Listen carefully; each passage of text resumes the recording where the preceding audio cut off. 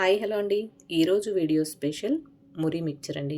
మనం బయటికి వెళ్ళినప్పుడు సరదాగా తింటూ ఉంటాం కదా, అలాగే ఇంట్లో కూడా మంచి హెల్తీగా టేస్టీగా ఎలా చేసుకోవాలి ఇప్పుడు వీడియోలో చూసేద్దాం.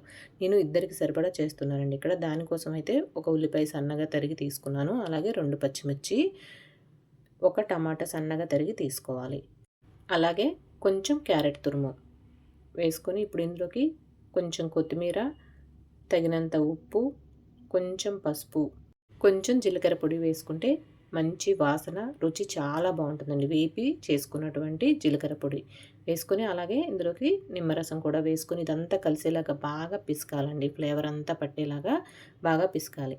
మీకు స్పైసీగా కావాలంటే కొంచెం మిరియాల పొడి కూడా వేసుకుంటే బాగుంటుంది. నాకు సరిపోతుందండి, అందుకే నేను వేయలేదు. ఇది గంటెతో కలపడం కన్నా కూడాను మనం చేత్తో గట్టిగా పిసికినట్టుగా కలిపితే ఆ ఫ్లేవర్ అనేది చాలా బాగా పడుతుందండి. ఇవన్నీ కలిసేలాగా కలుపుకున్న తర్వాత మనకు తగినన్ని మురీలు వేసుకొని బాగా కలుపుకోవాలి.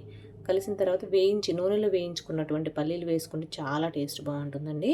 నూనెలో వేయించిన పల్లీలు వేసుకొని కూడా మరొకసారి అంతా కలిసేలాగా కలుపుకొని ఉప్పు అది సరిపోయిందో లేదో చూసుకొని సర్వ్ చేసుకోవడమే. సూపర్గా ఉంటుందండి. చక్కగా మనం ఇంట్లోనే చేసుకోవచ్చు, హెల్తీ కూడాను.